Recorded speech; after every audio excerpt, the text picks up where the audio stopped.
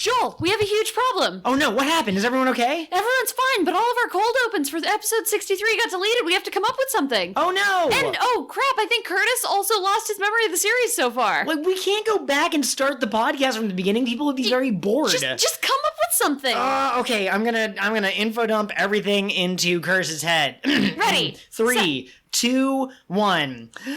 The story of One Piece starts with Luffy coming out of a barrel and he punches some people and he's like, I'm gonna become Pirate King. He meets a young boy named Kobe who is under the, he's working under the pirate Alvida, who is a rather large woman who wants to be the most beautiful in the sea, and she mistreats him a bunch, and Luffy's like, I'm gonna punch you, and he punches her and she goes flying into the sea.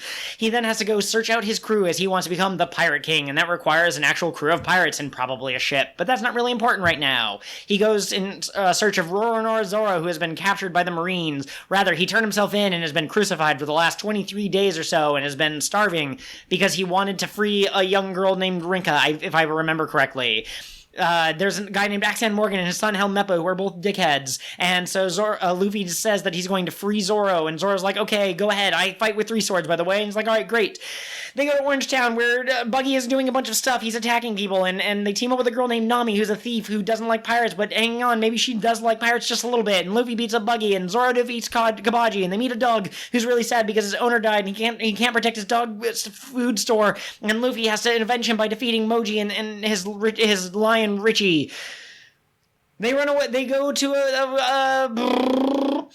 to a floating restaurant named the Baratier. They meet a guy named Sanji, who's a really good chef, and Luffy's like, why don't you join my crew? And Sanji's like, I owe my life to Zeph, the head chef here. But then it turns out that maybe Zeph wanted him to go in the first place, and that Luffy's really mad because you can't sacrifice yourself in order to fulfill your promise to someone else. You have to keep on living. That's important.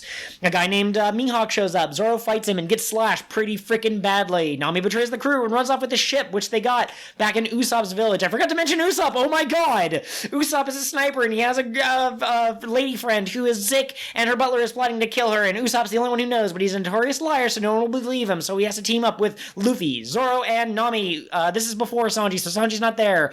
They team up and they fight Kuro, the Black Cat, man of 1,000 plans, and they defeat him, and also make him so that his bounty is active again. He's being hunted by the Marines. Also, Django is there. He's one of the best side characters ever. Django! Back to the present, after Nami has betrayed the crew and after Luffy has defeated Don Krieg, a man with giant armor, they go to Nami's hometown that's been taken over by Arlong, the fish man, who is evil and he hates humans, and so they take him on. Zoro versus Hachi, Usopp versus Chu, and Sanji versus Kurobi, as well as Luffy versus Arlong. Luffy destroys Arlong Park, and then they're all like, woohoo, time to go! They go to Logtown, the birthplace and execution place of Gold D. Roger. They meet a pirate, they meet a Marine named Smoker, who hasn't let a single pirate past him in years, but he lets Luffy through because lightning happens and a guy named Dragon shows up, and who is he? But he seems to be strong enough to be able to defeat Smoker, whose body is made out of smoke. They go up Reverse Mountain, they meet a whale, they meet a doctor who treats the whale, and they meet a princess who's like, we need to save my country, and they're like, alright, let's go, and her name is Vivi. They go to a place called Little Garden that has dinosaurs and giants and a guy whose body is made out of bombs, and they attack the giants, and Luffy gets really mad, and so he decides he's gonna beat up the bomb person, and the wax person, and the painter person, and the weight lady, and then Nami gets sick because she gets bitten by a mosquito, and they have to find a doctor, so they go to Drum Island. It's a place that has no doctors, and they meet Chopper, who's a reindeer who can transform into a person. How did that happen? He ate the human fruit. They meet Wapple, the evil king who had been kicked out by a man named Blackbeard, which is quite mysterious. Chopper joins their crew, and they go on to Alabasta. They meet Luffy's brother Ace, who is also after a man named Blackbeard. He quickly leaves because he's on his own quest. Luffy finds Crocodile, who is the leader of the Brooksworks and one of the 7 warlords of the sea. Luffy defeats him. Yes, he does, after almost dying twice. His third battle ends in victory, but the Marines take credit, saying that Smoker is the one who did it. Luffy runs away with a promise to always be friends with Vivi, a promise that has not yet come to fruition in the manga, but will probably come back at some point. They go up into the sky. They meet a guy who calls himself God. He's made out of lightning, but Luffy, made of rubber, is able to defeat him. Also, Robin from the Alabasta crew, or the Broke Works group, has decided to defect and join them. She's an archaeologist and she knows about the D, but not enough. And also she hasn't told us what little she does know. She's looking for the Void Century. Eneru is defeated. His 4 priests are defeated. A giant bell is rung, and that makes some 400-year-old ghosts really happy, and it makes their descendants really happy. And Luffy falls back. He lands in G8, and it's led by Vice Admiral Jonathan, who's amazing, and I wish that he would have my babies, but he's non-canon. And then they continue onwards, and some other stuff happens. And actually, I don't think technically we've gotten to the G8 arc yet, where we are in recording this cold open, but whatever. It's in there. Curtis has already seen it. We're good. And now Curtis knows everything that he has missed. Hey, Joel, what are you doing? I'm explaining what One Piece is. Oh. You agreed to be on this podcast? Oh. I mean, I remember it all. Oh. Catherine, did you lie to me in order to see how much of One Piece I remembered off the top of my head? Well, no, I asked Curtis a very simple question, and he gave me a ridiculous answer, so I assumed he must have forgotten. He's always like that. Oh. Good job, though.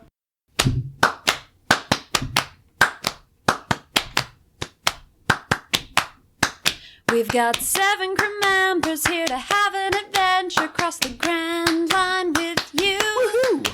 We'll cross the Grand Line and have a grand time as we make our dreams come true. Yeah. We'll ride the knock-up stream to achieve our dreams.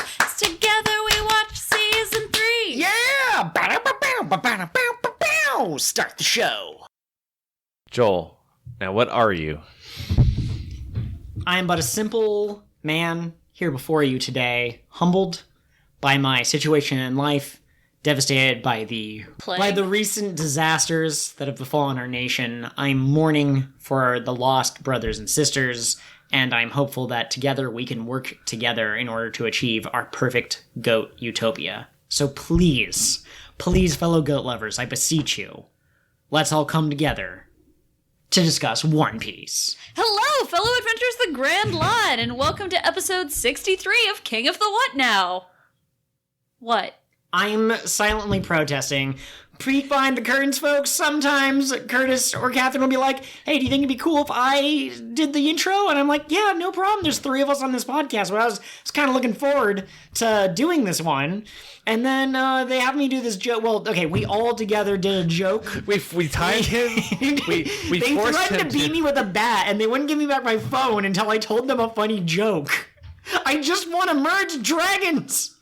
Okay. Anyways, Catherine stole my thunder, and it was not coordinated as it is sometimes coordinated, and so my feelings got a little bit hurt.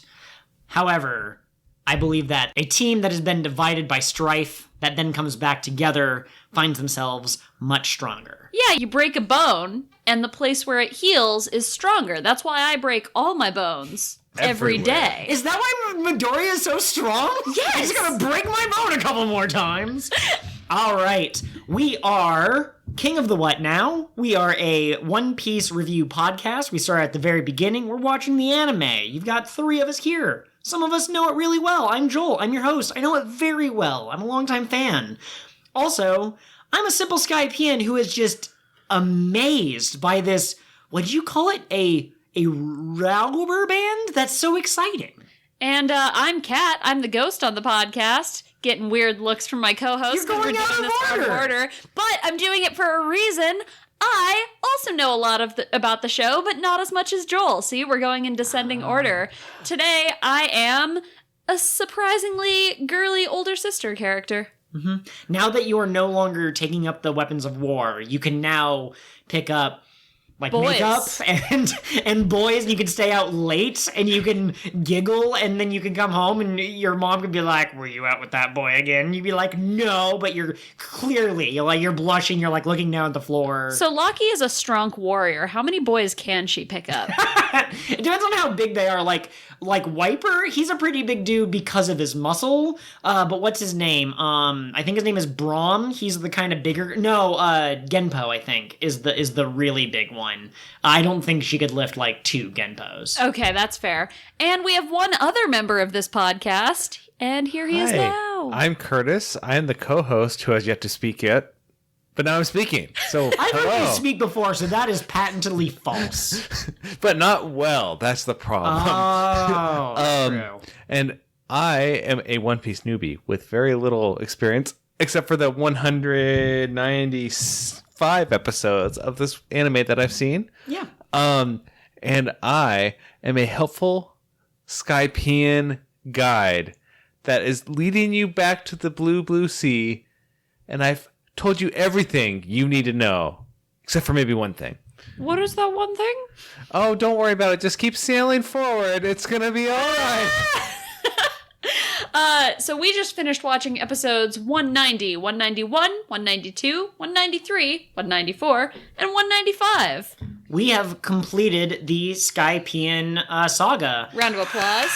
So everything after the Kalgra Noland flashback up until the Straw Hats landing back in the Blue Sea. So Good welcome job, back everyone. to the Grand Line, and no one will ever believe you if you told them that you traveled up to the sky, except for other people traveling on the Grand Line who picked the same... There are people who are going to believe you, but a lot of them won't. How many people honestly made it up the knock-up stream, though, on their journey?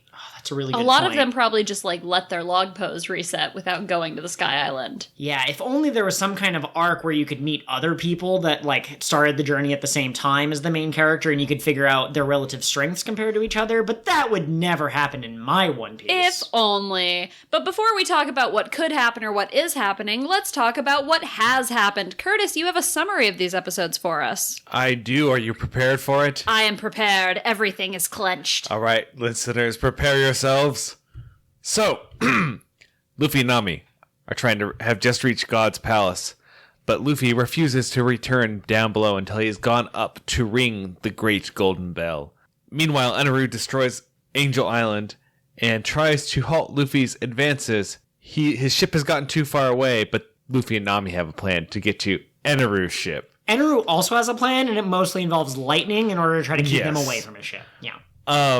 So the Straw Hats, they channel Paul Bunyan and they chop down Giant Jack, making a ramp, and Luffy and Nami launch themselves off towards the ship. Luffy jumps at the last second, and he jumps straight into Eneru's giant ball of electricity that is his ultimate attack. Raigo! And he swings his arm around, and because it's encapsulated in gold, which conducts electricity, he uses the swinging to dissipate the electricity and destroy the Raigo. Eneru then takes on his final form, which is a giant giant man of energy. Which was cool. Mm-hmm. I totally forgot he had a transformation sequence, and it was good. He looked much more godlike in that form than in his normal form. Yeah, and I believe the name of that attack or that form, Amaru, if I remember correctly, just gonna Google this really quick, is based off of a real lightning god in some religion. I think Japanese mythology. We'll come back to Joel at the end of the summary and see what he found.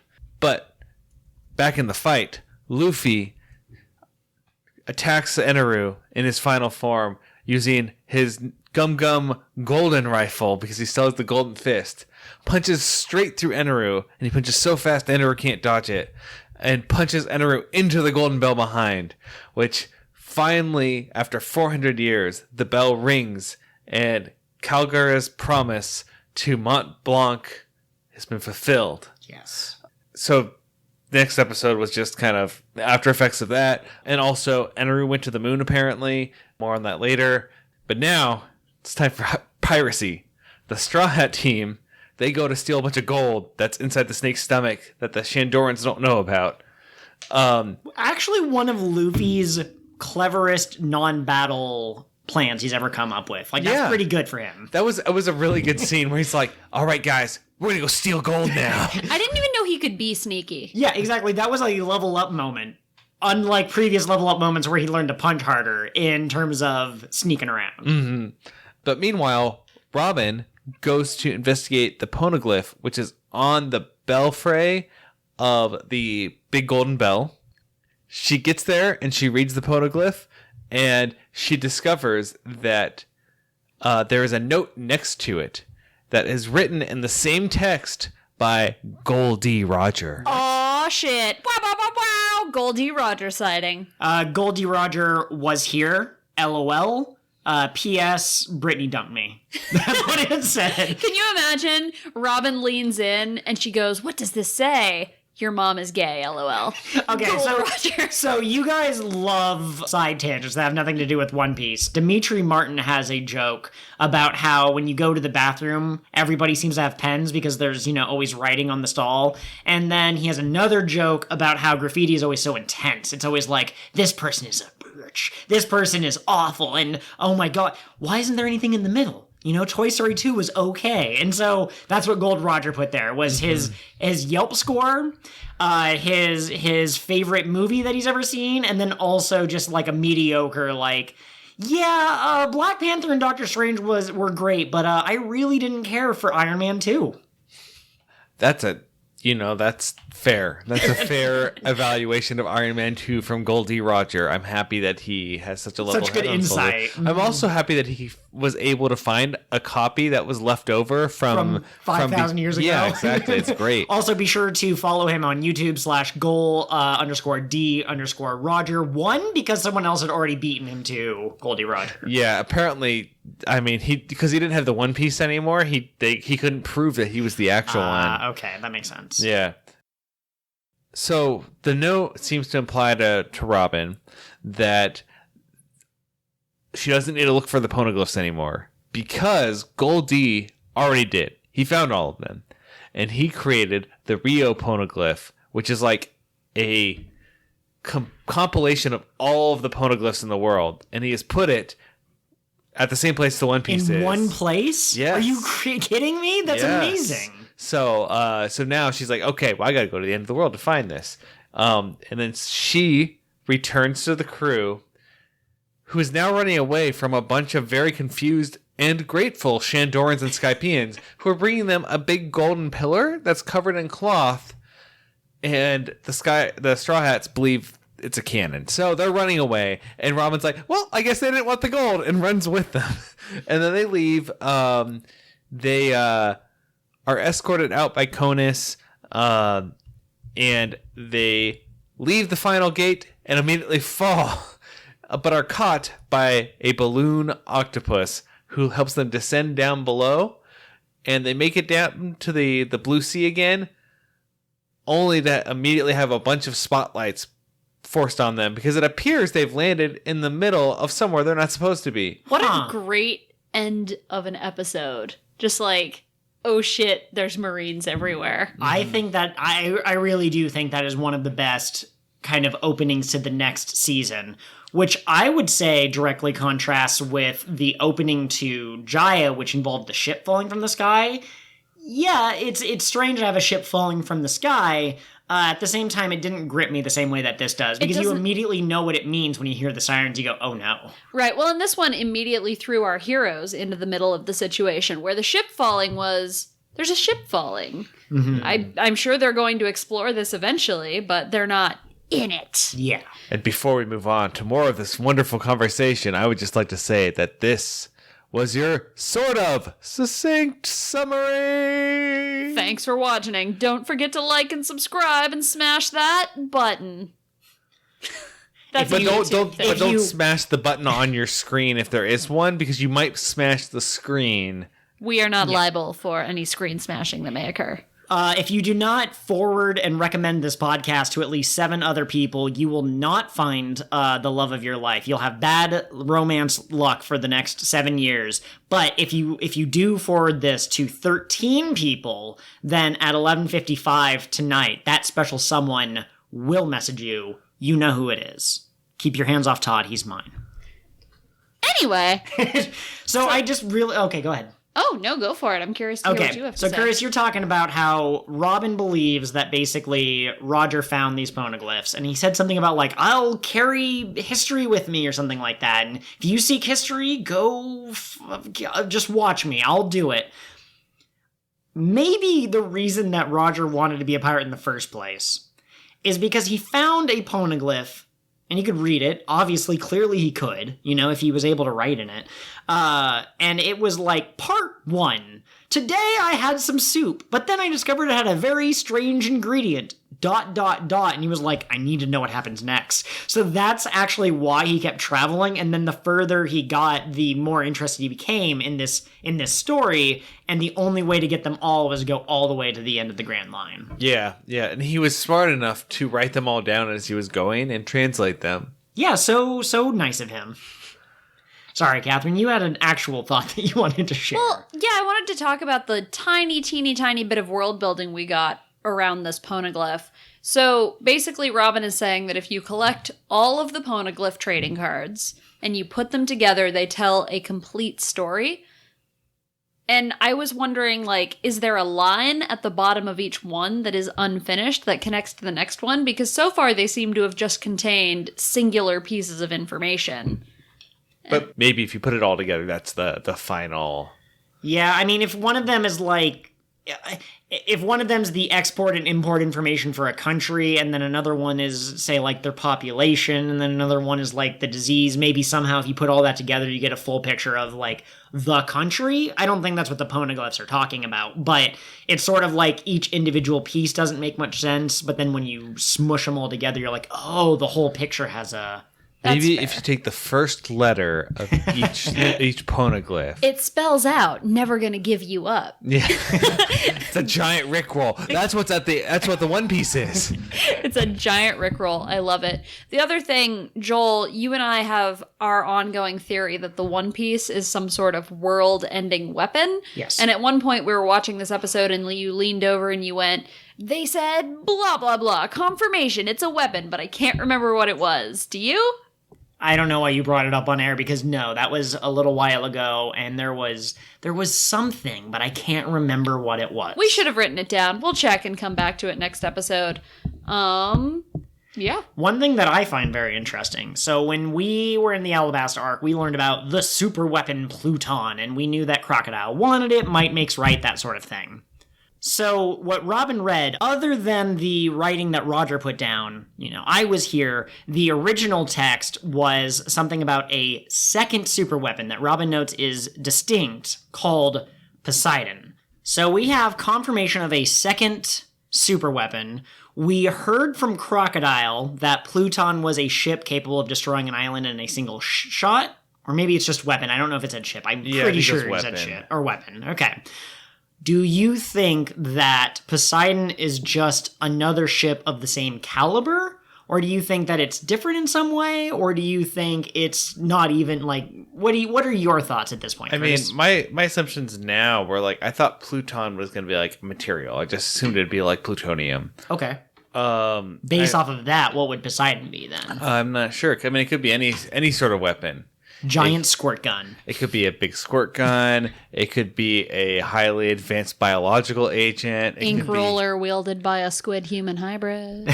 Yeah, it could be what'd you say? Oh, ink roller. Okay, I was thinking you were making a SpongeBob reference. Like he can make 1,000 Krabby Patties in a single minute, but they taste horrible. That's actually why it's a weapon. If you can make delicious food, Sanji is the ultimate counter to the Poseidon ancient weapon. And the thing that can destroy things in a single shot. We also know that Zoro can defeat any opponent in a single slash once he's figured it out. So whatever, if there are other weapons, each one of them will correspond to the different members of the Straw Hats. Perfect. I just had a remarkable, not so remarkable insight here. So Gold Roger says he will guide this text to the ends of the earth, right? We know that Robin thinks that he created the Rio poneglyph, all of the poneglyphs combined into one cohesive narrative. So what if the One Piece is just the last missing piece of that story? I mean, I don't know. That would be pretty interesting. I still think that missing piece will create a weapon that can take down the world. Yeah. Also, I think we all remember Pokemon the movie, or maybe it was Pokemon 2000, the one with the Slowpoke that could talk, Slowbro, Slowking. That was 2000. Yeah, the world will turn to ash, and everyone's like, oh, the world's going to be destroyed? No, the world will literally turn and be like, hey, Ash, can you help us? I wonder if when he says, I will guide this text to the end of the world, did he mean the physical location at the end of the physical planet, or did he mean he was going to use this information to destroy the world? Oh, that fits my theory. Yeah. I'm thinking, the more I'm thinking about the name Poseidon, with it being the god of the sea. Yes. I mean, it could be a ship, and like Pluton would be ammunition for a weapon. Maybe they all come together to create like a super weapon. A transformer.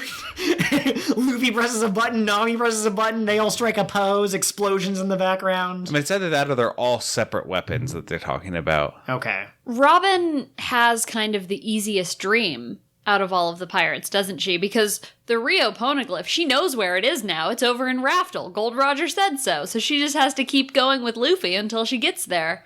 That's absolutely true. Like Joel's point, he didn't technically say it's in Raftel. He said I will guide this text to the end of the world. So I That's mean, true. Which we she assume is assumed Raftel. it was in Raftel. And, I mean, until we have further evidence, I'm going to say let's just agree that that's most likely, but we can keep in the back of our minds that maybe there will be a surprise along the way, that it's not actually that island.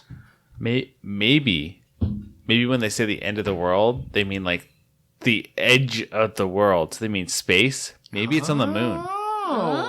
So that's where Eneru went off to. Yeah, he went to he's find gonna- the Rio Poneglyph. Okay, so We're jumping right into that. yeah, tell us what you think about Endless Verth turning out to be the moon. I'm pretty sure he's just gonna die.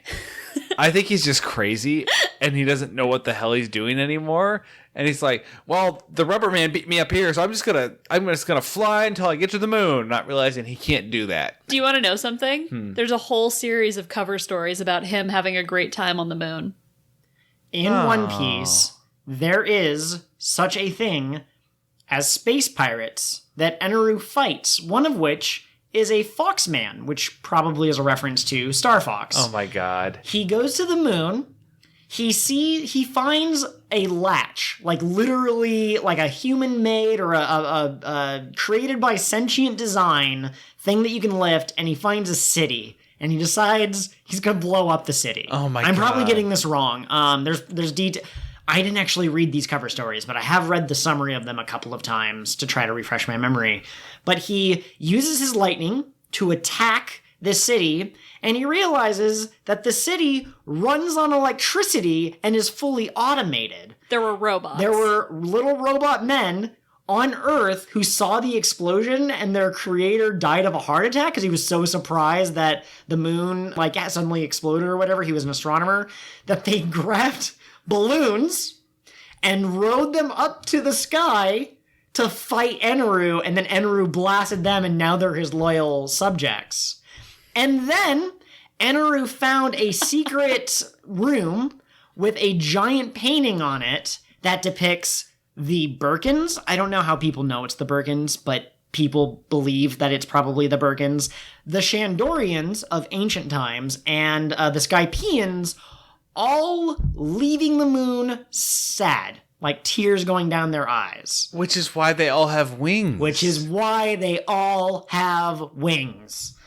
Eneru, this is a spoiler, but it's not a spoiler. He hasn't come back yet. We have not seen what he's up to, but there are some people who think that either he will come back from the moon with this information that he found, and he's gonna either purposely or accidentally reveal it to the Straw Hats because they need it, or eventually the Straw Hats are gonna have to also go up to the moon. Yeah.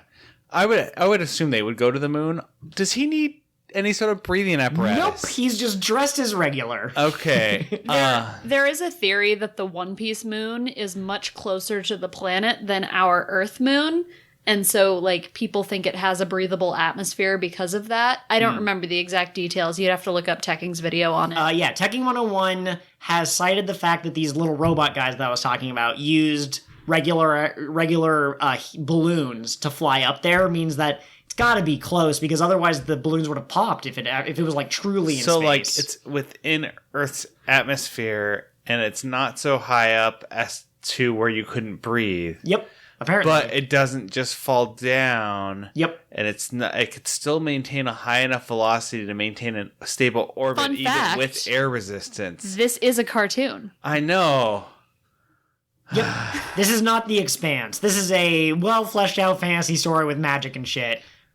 But they fight space pirates. Then they're not space pirates, Joel. Then they're just upper sky pirates. Maybe the moon, this clockwork apparatus in the center, generates its own atmosphere. But what about when you travel between the Earth and the moon? He's made of lightning. Yes, but the Straw Hats have to get there, and the Shandorans came down. Never mind. That's spoilers. Okay. We'll talk about it when we get there. Does Luffy just eat everybody? Is it like we were talking about? We've talked about this before. Yeah. The space pirates are a group of animal-like aliens along with other strange creatures. They are moon miners that mine anything they can find. Let me just click on this picture. No, they totally don't have helmets. I thought that they did. Okay. Oh my god, they're adorable though. Show So- Curtis.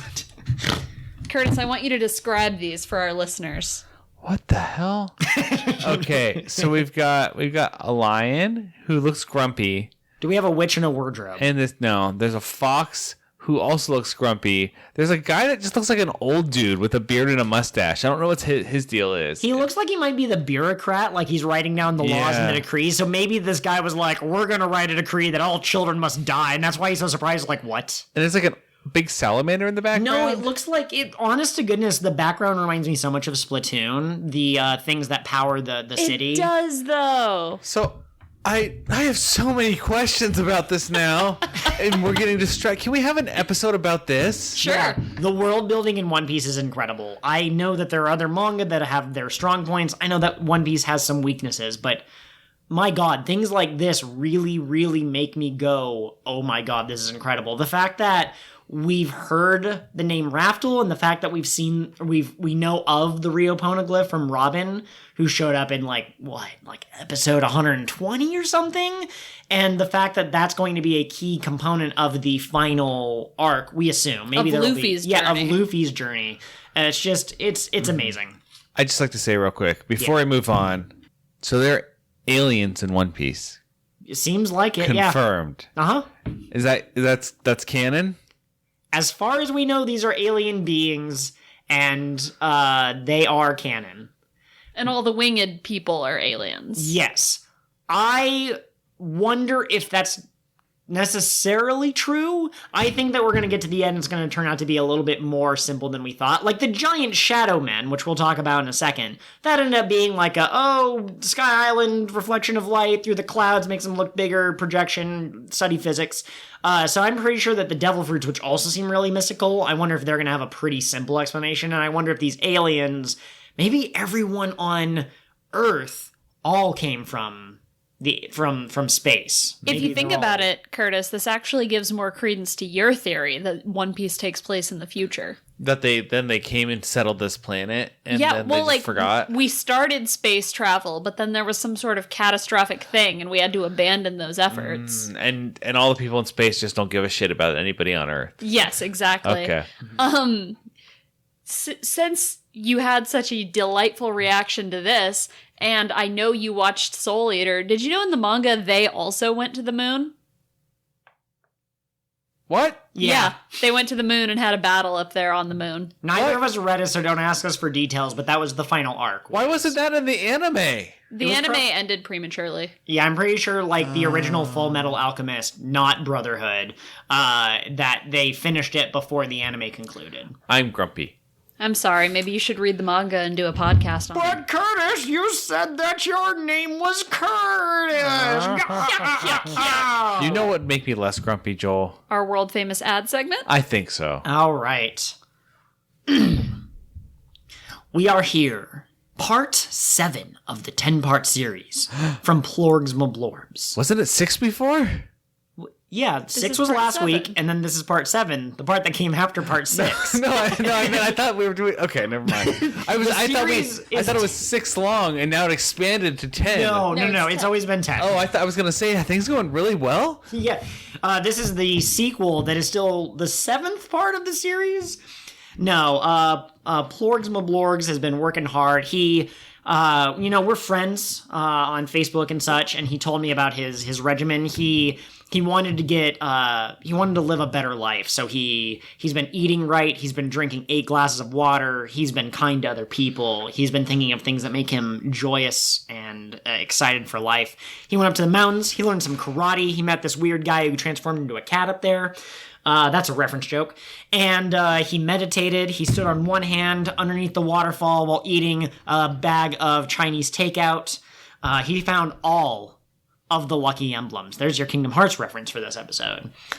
And He came back a wise man, a stronger man, a purified man. All of his chakra is aligned. All of his ki is clear. His aura is nice and tasty. You can taste it from a mile away, and it tastes like pure bliss. So, of course, part 7 centers entirely around the dream world and the Macaroni Prince. Now, the Macaroni Prince has been alluded to, has been foreshadowed in many of the other parts. He was name dropped as early as part 2 in the series.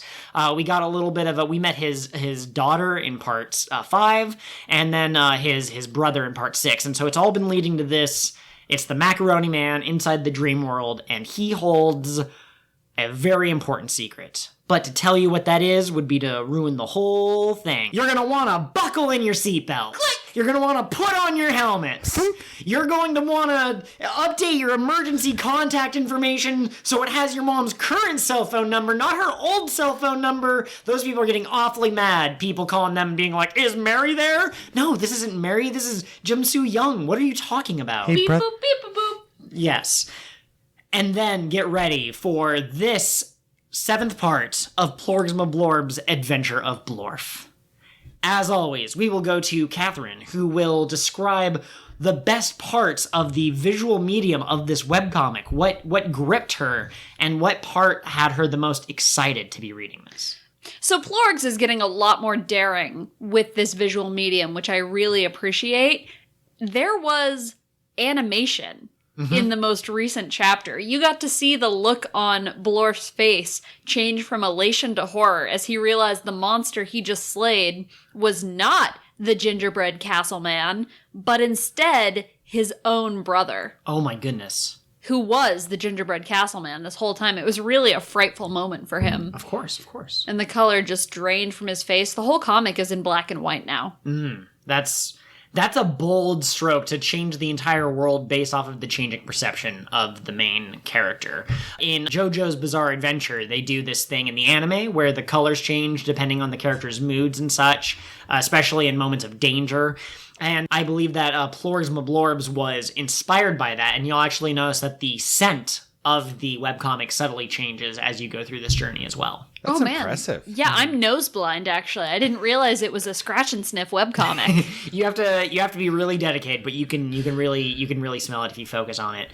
Curtis, you were given an advanced copy of Part 8, just the first chapter, not the whole thing. So tell us what should get our readers super excited. Why do they need to catch up on Part 7? And why will they be running to the store to get Part 8, even though it's on the internet when it comes out? Yeah, I mean, so part 8 takes place after the battle in Dreamworld, and it's really an interesting exploration into both depression and type 2 diabetes. Whoa, Because okay. he ends the battle, and because of how traumatized he is, he eats everything. Wow. And it is mostly candy in Dreamworld. I mean, yes. So he ends up with some health issues, and it's just it's an interesting look at it. And he also starts to get even more abstract with his like drawing style. Okay.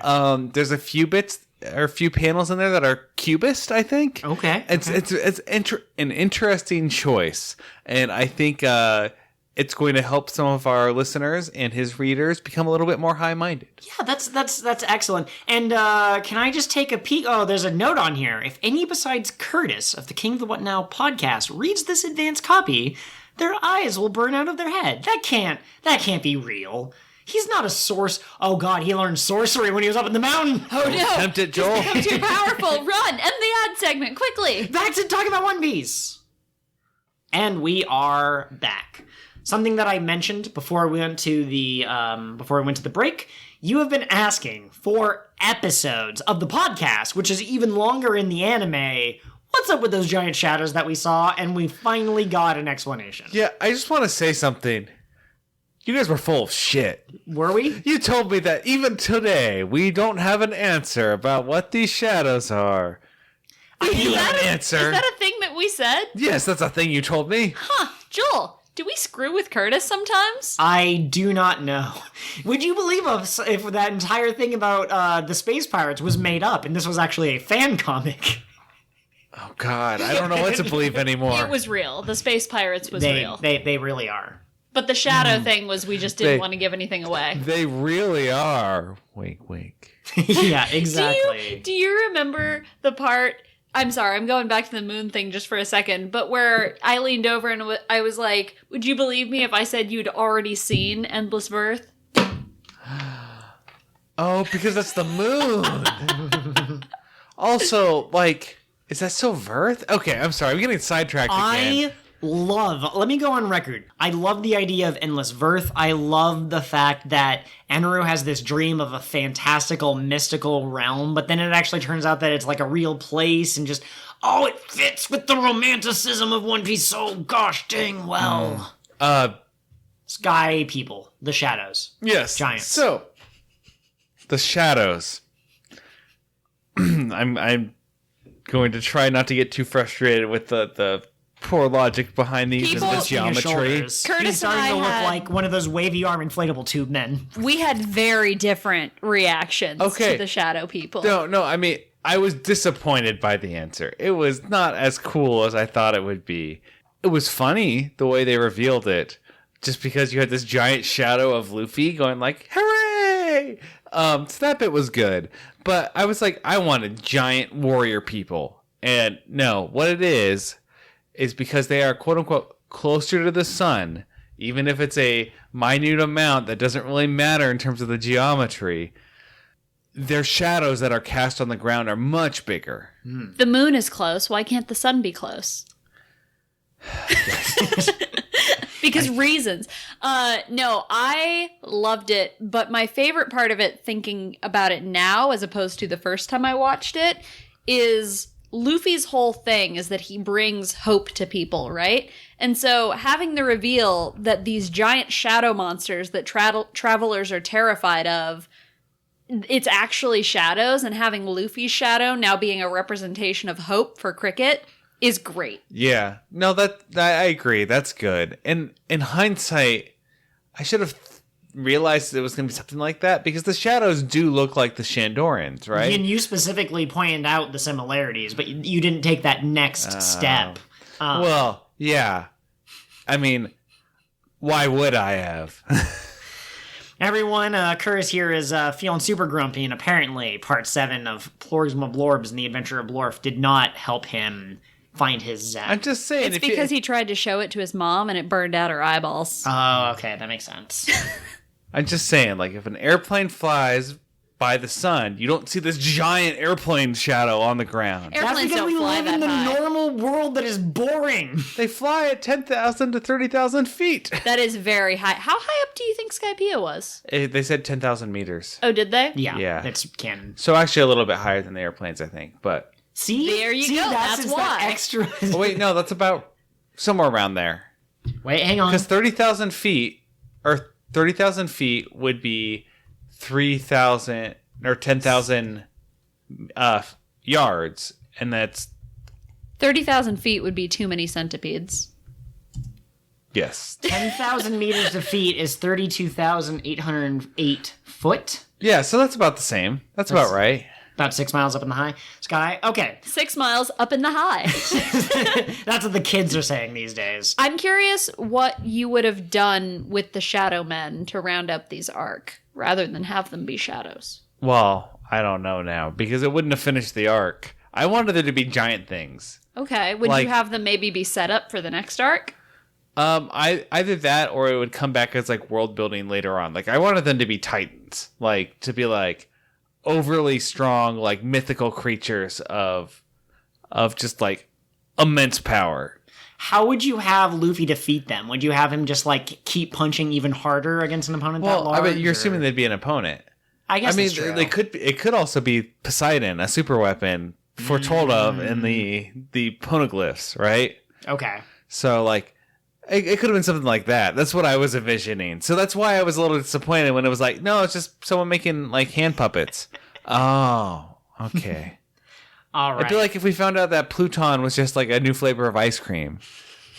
It's a island melting flavor of ice cream. We call the flavor acid. What if Here, try a piece. that lady on Chopped would finally be happy that one of the dishes she tried had enough acid?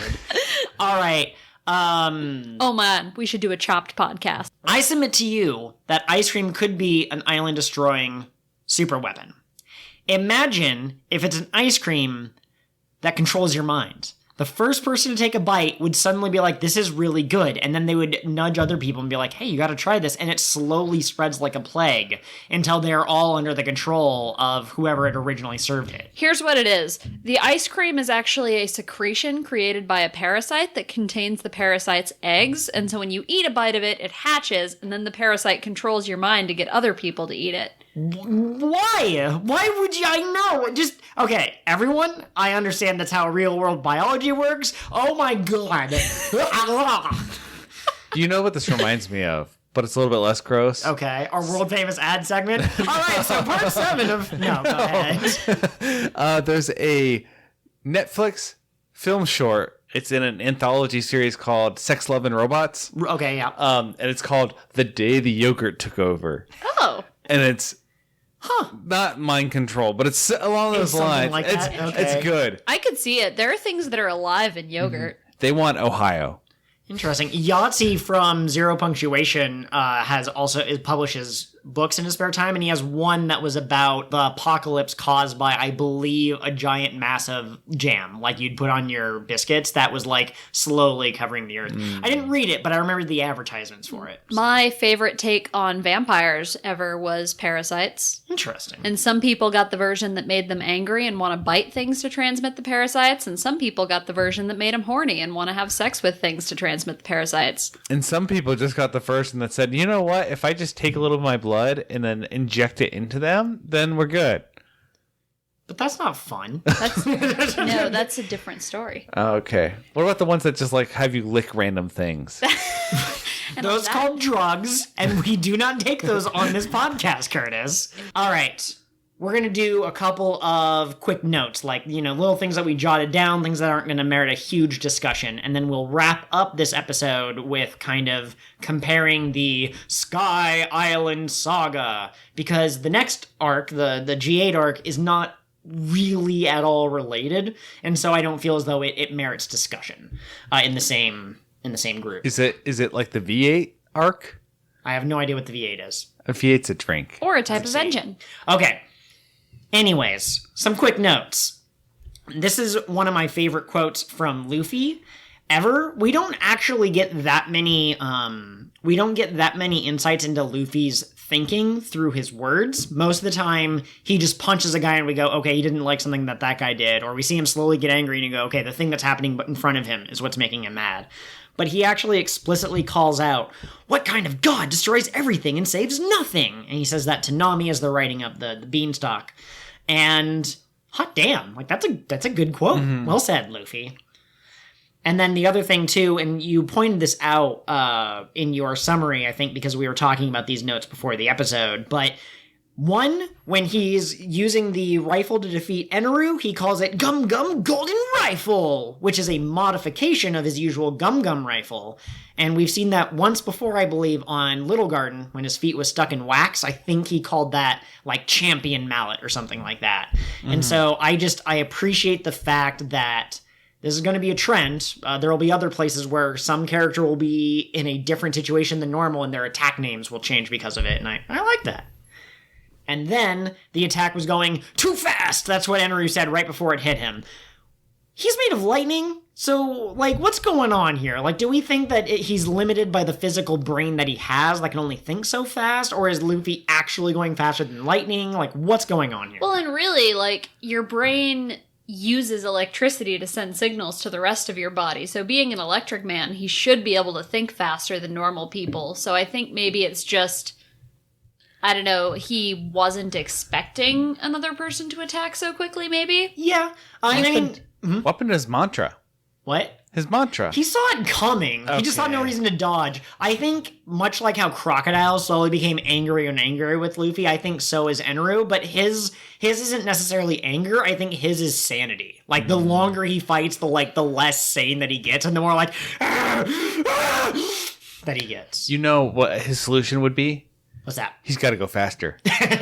Absolutely. Gum Gum Clear the Sky is one of my favorite moments so far. Yes. And then immediately following that up, the ring the bell, Luffy, or whatever is said. I love that. We've referenced before a video called One Piece in 5 minutes, and then there's also One Piece in 10 minutes, and that is one of the quotes that they signal out. So it's always kind of stuck in my mind as a major moment. Yeah, I would say it's really iconic. Like, for the 1000th episode of the anime or the 100th episode of the podcast, if we had you just name like your top 5 moments that were like the clearest in your mind, like dude getting slammed into a giant golden bell, pretty easy to remember, I'd say, more so than maybe some of the earlier smaller fights that happen. It occurred to me as we were prepping for this episode, Luffy normally empowers other people to achieve their own dreams, but he achieved Cricket's dream for him. Mm-hmm. So that's kind of a bummer for Cricket, but Cricket had the spirit of romanticism, and he set off and sail in search of the next dream. I don't think that the point is that Luffy inspires Luffy does inspire other people to follow his dreams. That's a through line, and that's absolutely how he recruits each and every one of his Nakama. But I think that the idea is dreams are important and you should fight for them of your own power. And if you don't fight for them, no one else is going to help. But if you fight with all of your heart and someone else is inspired by that, you can in turn inspire them. It's like an athlete who, does amazing, shoots amazing hoops, gets a lot of goals, runs really fast in track. And that inspires younger kids to be like, maybe I can run as fast or throw a ball or whatever like they do. Well, and he also does inspire him to continue on to whatever the next romanticism thing is that he wants to pursue. So, God, this show is so good. Okay, one other note that I have. Oh no, I have a couple of notes on here. Look, the way I organized the notes, I had like the things that I wanted to say and then the things that you two wanted to say on the same document, but somehow a couple of Catherine's got stuck in the middle of mine. So there's one that I thought was the last one, a bunch for you, and then there's one more at the bottom below that. Oh, I see. Okay.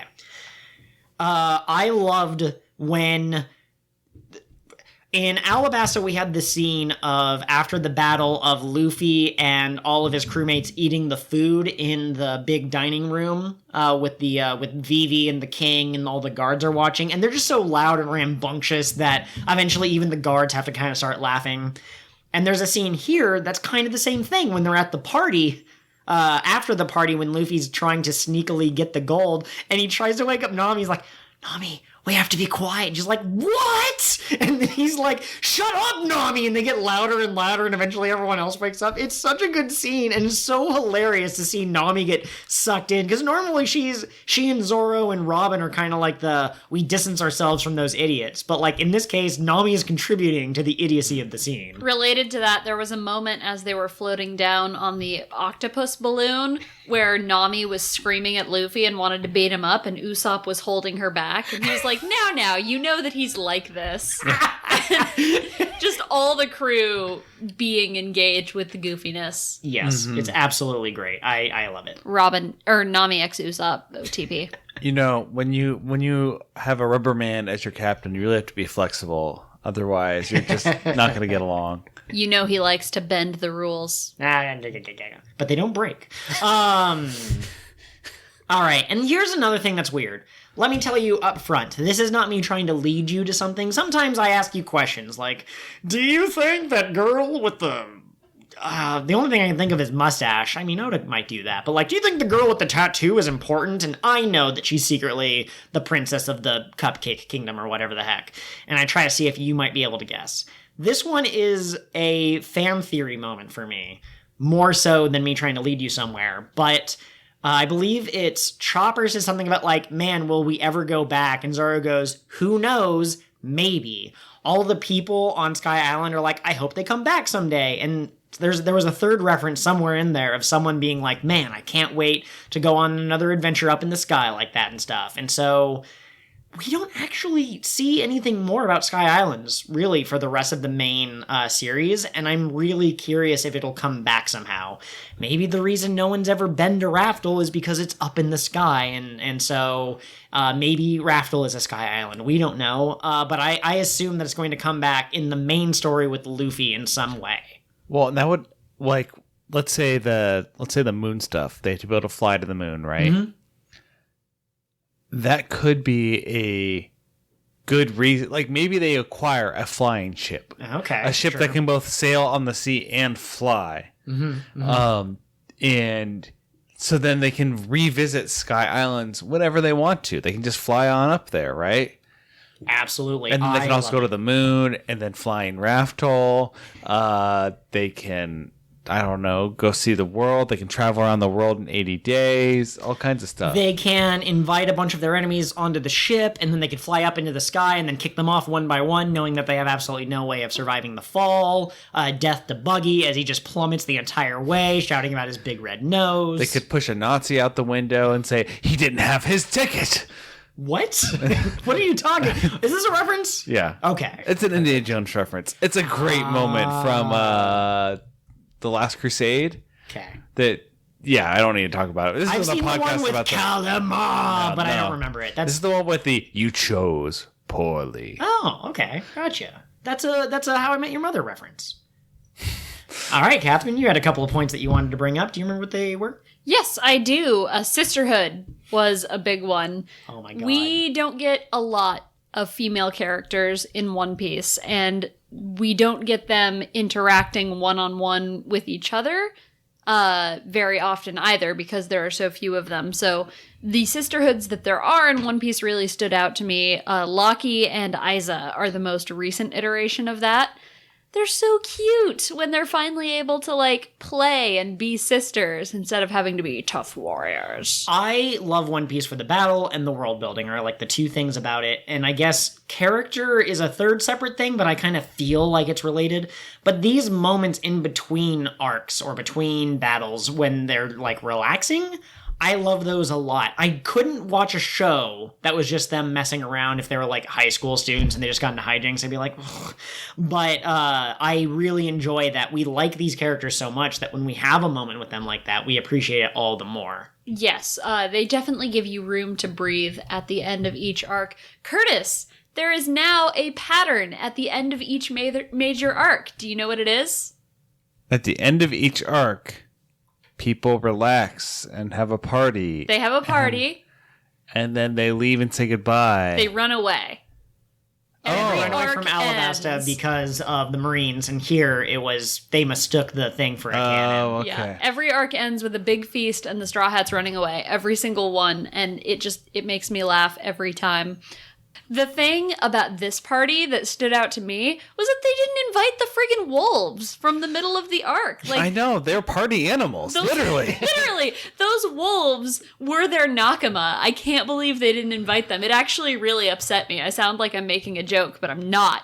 Yeah, I mean, yeah, you don't forget your friends, and, like, usually when you're on an island, when you're on Alabasta, you don't invite Dr. Kureha because she's, days away by ship, but the wolves are right there. Right, well, and they even showed the big snake partying with them, so I don't see why they couldn't have had a background shot of the wolves doing their dance. Yeah.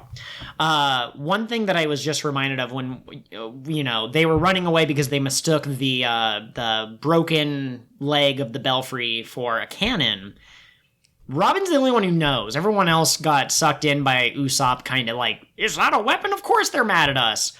Do you think that it will ever come up to, like, in front of Nami? Like, oh, by the way, there was a giant gold thing that was just, unknown treasure, incalculable.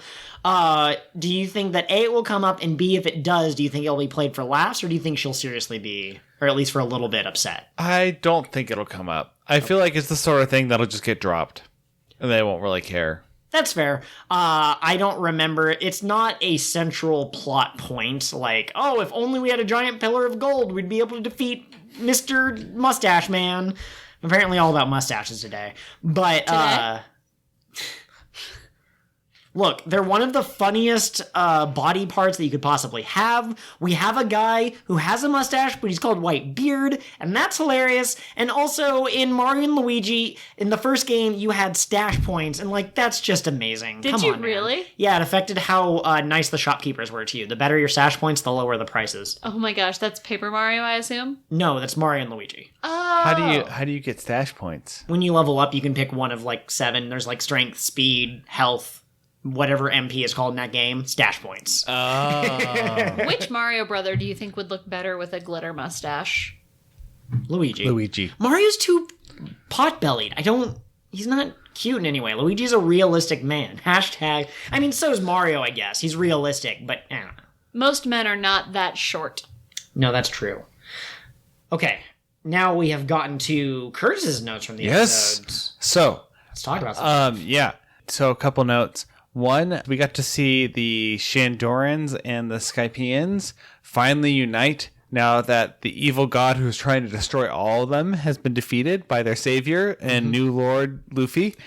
And they also have appointed Gonfall back to the position of God, despite the fact that he was like, please no. And they're like, we really want you. He was like, okay. Mm-hmm. And they do like help each other out now. And so it seems like things are going to go smoothly. They will integrate into one society and be... The Champions? The Skydorians? Skydorians. I like that. I like that. Yeah, Skydorians. They will now be the Skydorians. So I was a little disappointed we didn't get a moment where Wiper laughs like Kalgara, who had a laugh when he finally made friends Nolan, with yeah, Montblanc. yeah, and then they're laughing and everyone's like, he never laughs, right? I wanted that to happen with Wiper and Luffy, and it didn't happen. Maybe one day Wiper will meet Cricket, and then they will laugh together. There you go. And then, just like in Alabasta, we have a guide who forgets to mention certain key details. In Alabasta, it was Vivi who'd be like, oh yeah, did I not mention the giant scorpions? Did I not mention that these the other sand things? desert. Did I mention? Yep. Yeah, the birds that try to trick you and steal your shit. I think that's just a convenient narrative way to get the heroes into funny situations. Yes, but Because if still. people told them everything, then... But now we have Conus, and no one explains to them how Cloud's End works. And I feel like sailing off of a cliff edge would be something you tell people about beforehand. Like, that's a fairly obvious thing to tell people about. But no, so they start down this milky stream, like, oh look, we're going, it's gonna be like a roller coaster all the way down. Watch out for the edge. Yeah, make sure you hold on. Oh, and then they fall, but then the octopus catches Let them. me counter your point. I agree that, it's a nice tie into the fact that Conus and Vivi both forgot. They're both the featured girls of those Saga. I guess you could say Aiza for... Anyways, I'm getting distracted. Do you think Usopp would have ever gotten on the ship if he had been told that it was going to sail off the edge? He would have been like, you know what, I'm just going to stay up here, guys. Have fun on the rest of your adventure. And Zoro would be trying to, drag him off. Yeah, His nails would be scraping. Yeah, no, that's a good point. But, all right. Now it's time to move into our collective final thoughts, which are more or less... Chris, what did you think of this saga? That includes Jaya and Mocktown down below, and then flying up and all the flashback stuff. Yeah. So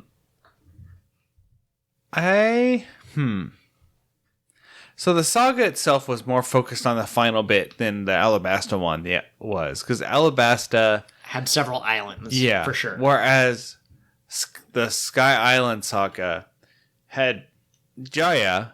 But they were only there for maybe 10 episodes? 8 or something, yeah. Yeah, and then they spent most of the time in the sky. I like the setting for the Sky Islands, and I do like the fantasy element. It's just, I don't know, it's unique. It's a unique take on things. I feel like the stakes, while maybe a little bit less subtle than Alabasta, Absolutely. are also, it's clear that he's facing a more powerful opponent, right? It's this person who's literally destroying the world, island right? Right now, rather than looking for a weapon with which to do it. Yeah. So it's a lot more intense that way. So I think in that sense, I found the stakes to be higher. And it was more impressive for me that Luffy was able to defeat him, and it made it feels like a progression from before.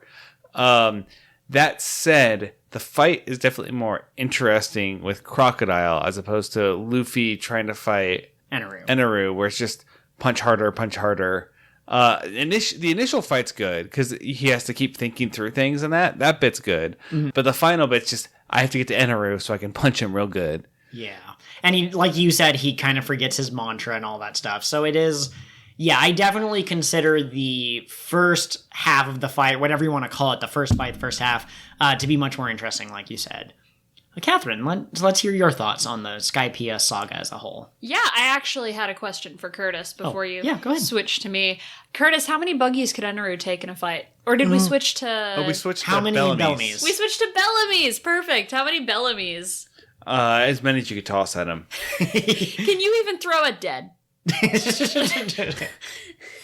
I think the hard part is that Eneru is just like so freaking strong, and I think really the only reason that Luffy was able to defeat him was because he was made out of rubber. Eneru, like, I'm sure there will be more and more difficult scenarios for Luffy going on.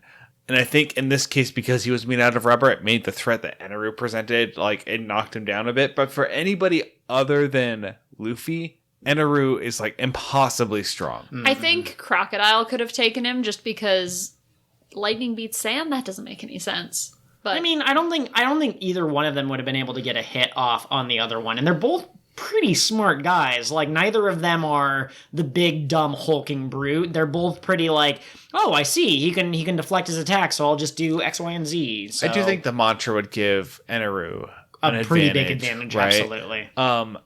Now, imagine Crocodile learning how to use mantra. Ooh. Yeah, that'd be interesting. Jeez. Interesting. One thing I appreciated about this arc that we didn't necessarily get as much in Alabasta is it had a very cohesive theme and message. From the first moment you meet Bellamy until the moment they land back into the Blue Sea, this arc is all about romanticism and being able to have hope and looking for things that should be impossible. Even the enemy that Luffy is trying to defeat wants to go to the frickin' moon. Yep. Well, he doesn't want to go to the moon. He wants to go to the Fairyverse or Endlessverse. I think I've seen calls it someplace. both. Yeah, exactly.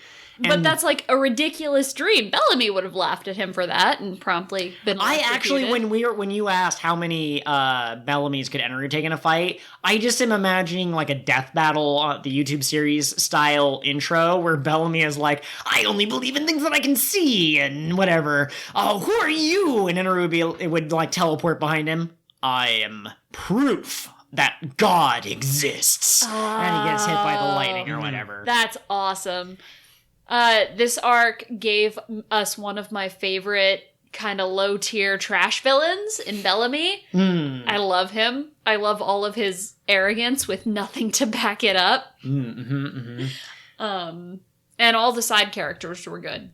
Like, a lot of the children characters can get annoying in One Piece, and I felt like Aiza was less annoying. Yes. I think that Aiza had certain moments when she seemed a little kind of bratty and like a kid, but she was still fighting for her homeland. She still wanted things that made sense. And so, like, some of it was filtered through the fact that she's a youngin', but no, I really liked her. There was the scene where she and Luffy were smiling at each other for, I can't remember what reason, but, like, something about it. The thing that made me like the... oh my god. What was the filler arc with the dragons? What was that called? That was the Rainbow Mist, wasn't it? No, Rainbow Mist was the time travel one. That was awful. That's right. Anyways, when Curtis pointed out that the girl from that filler arc was basically like a little sister, that made me instantly like that arc 10 times more than I would have otherwise. And they had a moment, not long, but Aiza and Luffy had a moment where I kind of saw that same relationship and I was like, heck yeah. Would you like a hint at what's in her future, Curtis, Aiza? I imagine she wants to become like a pirate or be more like Luffy. So she hasn't shown up in the main canon storyline, but every once in a while, if a character isn't going to be in the next arc and someone goes, hey, whatever happened to them? Oda might be like, or cover stories like we've covered. She runs an amusement park called Rubber Band Land, based off of rubber and the invention thereof. Fun fact about these what-if scenarios that Oda sometimes lays out for viewers. Somebody asked him, what would it be like if Crocodile had a child? And he drew this super nerdy-looking kid holding up his homework and being like, I have finished my homework, father. May I have my allowance? So good. The worst thing. I love it. In another 600 episodes, I don't want to get into spoilers. There's another character that is very popular and much discussed in the fandom, whether you like him or hate that character. And he also was included in the question, what if they had a child? And their son was perfect for them as well. Mihawk got a goth daughter, I think, if I'm remembering correctly. Yeah, I can see that. Yep. That trio is very often shipped together, and we will discuss it in 600 episodes. Yes. Hooray! So as for me, I have mixed feelings about Skypeia. I think that I said in a couple of podcast episodes ago that when I was younger, I didn't remember liking this episode very much. It felt like the conclusion to the arc took too long. It felt like the Luffy should have won that first battle on the ship, that sort of thing. I didn't like the flashbacks, and a lot of the fights were stupid. I didn't like Datsu or Satori. Or looking back on it, I like it. You get this element of the dials, you have this new technology, kind of, and we see Usopp, A, take it, and B, use them, so we know that they're going to continue to be a factor. Like you said, Catherine, the themes are very strong. And like cohesive. Like they they line all up so perfectly. connect to each other. It's very good. I do think that there is a little bit too long when they first land on Sky Island, where they're like hanging out with Conus, and she like keeps looking out the window, and you're like, what is she looking at? And then she quote unquote betrays them. I still don't know where Eneru lands on the villain scale. Do I think he's threatening, or do I not think he's threatening? On one hand, he's a crazy person who's like, oh, I'm God, and only 4 people can pass through this gate. It's like, okay, yeah. But on the other hand, he has some good monologues when he's, twirling his staff around, and I like his acrobats when he's like on one hand, kind of Sanji style. But he is a little depowered because Luffy has that natural counter to him. I have a hard time thinking of him as a credible threat because, he straight on blasted Zoro like 8 times or something like that, and Sanji like 4 times, and they both were fine. I do think the people of Skypeia would disagree with you just because he was about to blast their island out of the sky. Yeah, that's true. I don't know. I'm just trying to be silly. He's not a threat to the heroes, clearly. And he's, like, Crocodile has this, like, I'm going to kill you any second, He feels reptilian. He seems like a crocodile. He is not to be crossed. Eneru has such a jovial nature that it's like, oh, it's a game, and I know he's capable of killing me, but, like, I just don't get the sense, like, oh, he's a bad guy who's done bad things. I get the impression that he's a bored guy. But that almost makes it, like, for me, worse. Makes him more threatening, right? The fact that he just, like, goes around, oh, well, I guess I have to knock a few more people off the list. I'm going to go do that now, right? Oops, I accidentally killed some people downriver. Yeah, he is threatening, but there's something about, like, when I look back on him, he's not among my favorites. I think it's a great example of what happens when you give, like, somebody who is emotionally a child a power that they don't, like, really understand the ramifications of. Like, he's just playing with this toy. Yeah, okay, I could definitely see that. Another question for you, Curtis. Mantra. We talked about it when it first showed up, and I basically said, so we've never seen Mantra up until Sky Island, and now all of a sudden we've come to this place where it seems fairly abundant, like a lot of people seem to have it. Do you think it's geography do you think it's geography? And I believe that you said that it seemed like something that kind of anyone could learn, but then we also have Aiza who learned it at birth. Do you think that we're going to see... no more mantra for like the rest of the series. B, a little bit every once in a while you might meet one person. Or C, is it going to kind of basically be everywhere now? I think so. My thought is we'll probably see it a few more times. I wonder if it's something that's like specific to the Sky people, to the aliens. Yes. The Shandorians can learn it. The Skypeians to the can winged learn it. ones. Yeah. And that maybe like if you had like some winged one blood in your background, you would be able to use it or something. I don't know. Okay. I have a hard time believing that they'll just come down and suddenly everybody can use mantra, right? Yeah, I that's why I had such a hard time with it when I was here, and I was like, it looks like it's based on the island, and I don't know if you have to be born up there, and then you're like, you have to be born there, or is it you can be born anywhere, but you have to spend a certain amount of time. Once you've been up there for X days, you absorb the sky energy or something like that. I don't think it's like a geography thing. I think it's like it's a family thing. It's a race thing. Yeah. Okay. I'm just laughing. Why are you bringing race It's a into race it? thing. I had a thought when you were talking about crocodile. Yeah, okay. Do you think anybody's ever drawn him in Crocs?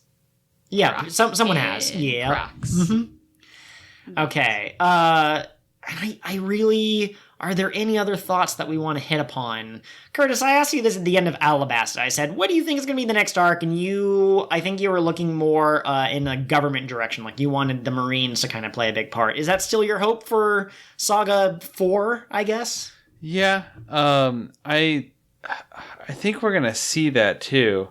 I was unable to find a picture of Crocodile and Crocs. Oh, man. I think we will see it now because at least for this next 8 episodes, because I mean they seem to have landed in some sort of marine location. It certainly seems like it. Yep. But I guess that's not a guarantee that will be the whole arc. Mm-hmm. I don't know. I just keep hoping for more backstory, and it seems like what's going to happen is it's going to be spoon fed to me over many hundreds of episodes. Yeah, the marine threat is not someone that I think could be taken out in a single arc unless it was this huge culmination, you know? And Luffy doesn't really seem to mind them so much. Like, he doesn't want them to impede on his freedoms, but he's not some justice crusader or whatever. He doesn't care about being the hero. He just cares about his own adventure. Well, I don't need him to take out the Marines. I just want him to take out, like face them? one commander or something. Okay. So maybe that will happen, maybe it will not. We'll have to see as we go along. We're getting near the end of the episode, and so next episode of the podcast, we will be doing a special. We are going to be watching a lot of episodes.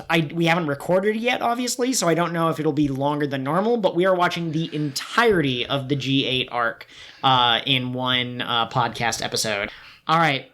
The G8 arc is episodes 196 all the way through 206. To give slight spoiler confirmation, yes, they are indeed in a marine base. And so if you're watching at home, just keep going until they're out of the marine base, and that'll be what we're covering.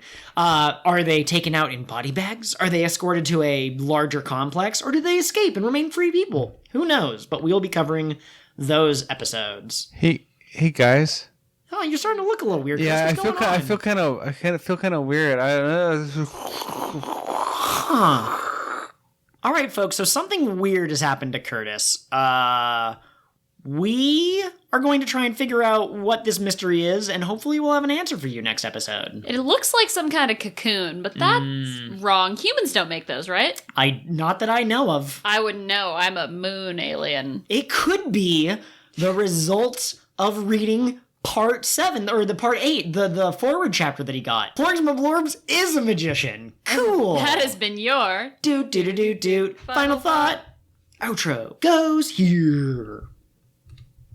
So ends the next leg of the King of the What Now adventure. We're sad to see you go, but we'll be here next week. If you crave some social interaction with us in the meantime, you can find us on all sorts of different media. We have Gmail, Patreon, and Tumblr. All of those are King of the What Pod. King of the What Pod at gmail.com, patreon.com/King of the What Pod, kingofthewhatpod.tumblr.com. Our Twitter handlers are a little bit different. You can reach me at KOTWN_pod. And you can contact me, Curtis, at Pirate Co-host. Also, please take a moment to rate and review our podcast on whatever platform you're using to listen. Not only will this help others find the podcast, but your constructive feedback will help us improve the show as we go. Thanks so much for giving us a listen. Until next time, follow your dreams and protect your treasure. Remember, it doesn't need to be literal treasure.